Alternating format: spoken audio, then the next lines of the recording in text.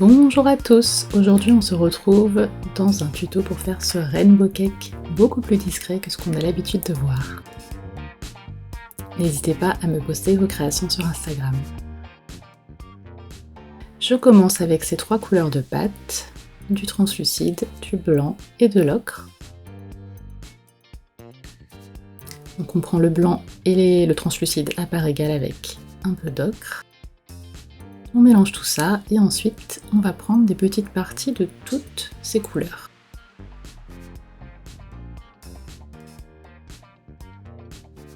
On les malaxe bien, on en fait des boules. On commence par la couleur beige, donc la couleur gâteau basique. On fait un boudin. Pas trop épais, pas trop fin. Faut que ça aille en fait sur le présentoir à gâteau du tuto précédent.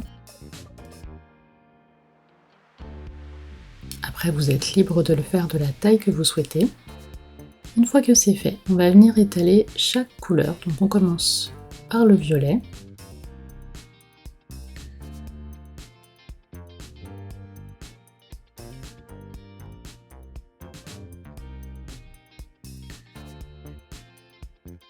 On vient mettre le boudin beige à l'intérieur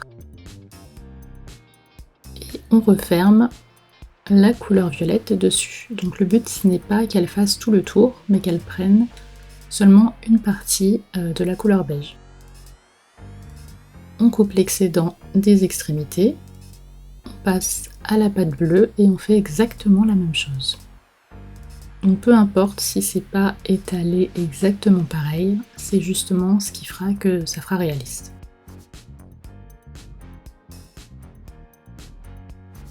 Donc on ajoute le bleu par-dessus, on coupe les extrémités. On fait la même chose avec le vert, avec le jaune, avec le rouge. Donc là, ça me fait quelque chose d'assez épais. Je viens tout mettre en forme. Je réduis un petit peu, c'est comme une canne en fait. Et je vérifie la taille. Donc là, c'est parfait. Je prends ensuite le reste de ma pâte beige du début, ma pâte gâteau. Je viens l'étaler, pas trop finement cette fois-ci.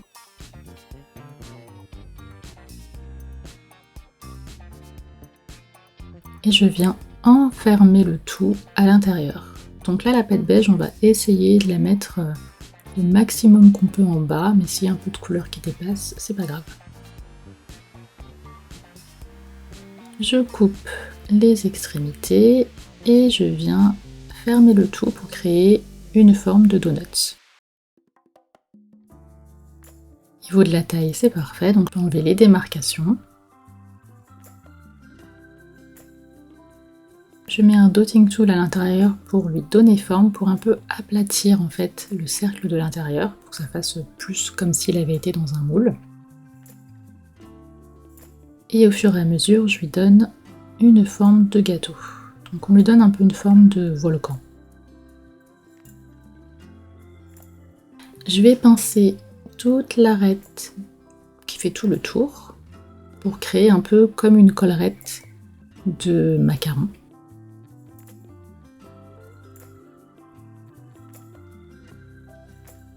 Et je vais commencer à texturer avec la brosse à dents.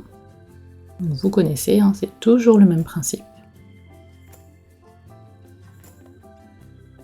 Je fais ça partout et j'essaie aussi d'aller un petit peu au milieu si je peux. Je n'ai plus de pastel ocre. Je vais donc mélanger plusieurs couleurs pour essayer d'obtenir le mélange de d'habitude. On n'hésite pas à ajouter du jaune et on vient colorer le tout.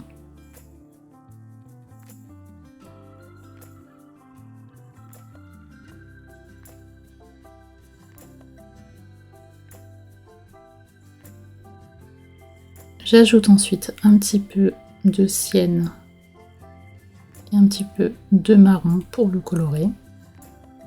Je pas en ajouter trop puisque j'ajouterai de la peinture à la fin. Et j'ai oublié de texturer la collerette, donc je le fais maintenant. Donc on voit un peu la pâte, c'est pas grave, on n'aura plus qu'à ajouter du pastel en fait, de la peinture à la fin.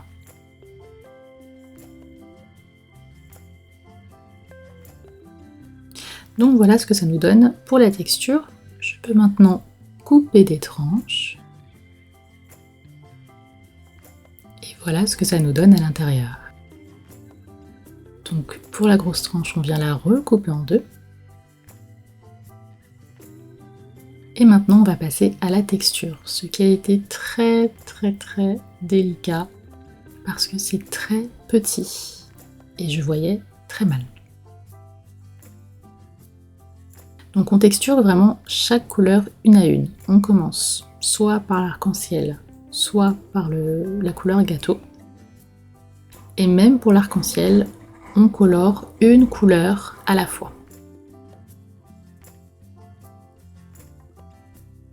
Donc évidemment, on fait la même chose sur toutes les parties où le gâteau est apparent. Donc autant sur les tranches que sur les deux côtés du gâteau.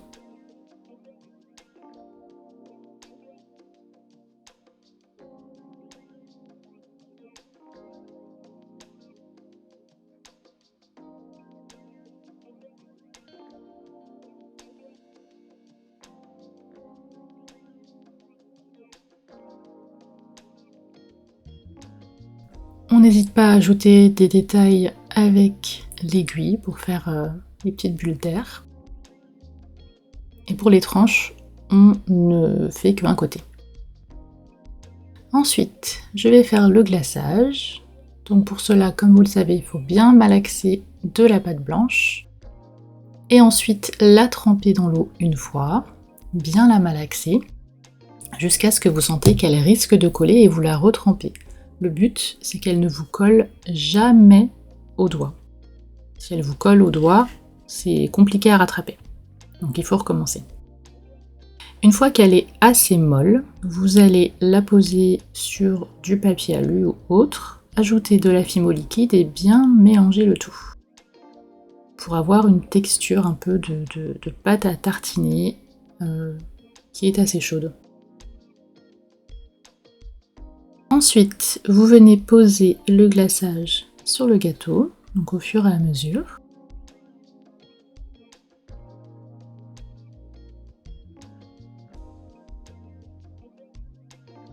Et avec l'aiguille, vous allez créer des coulures un petit peu à l'intérieur et de longues coulures sur l'extérieur. Donc vous faites ça de manière aléatoire ou en faisant comme vous avez vu sur la photo, votre photo de référence si vous en avez une. On n'oublie pas de le faire sur les petites tranches.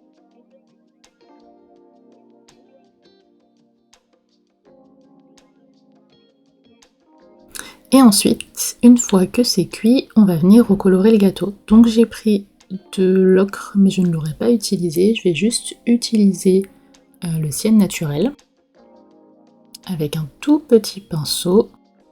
Vous pouvez légèrement mouiller la couleur, mais je vous conseille pas de trop le faire, sinon ça va vous faire des taches. Donc il vaut mieux que la peinture soit pas trop humide, ni le pinceau. Donc on va surtout ajouter de cette couleur sur la base en la fondant vers le haut. Et on fait la même chose avec un plus petit pinceau sur les tranches. Une fois que c'est terminé, voilà ce que ça vous donne. J'espère que ce tuto vous a plu et je vous laisse me poster vos créations inspirées de mes tutos avec ce hashtag sur Instagram.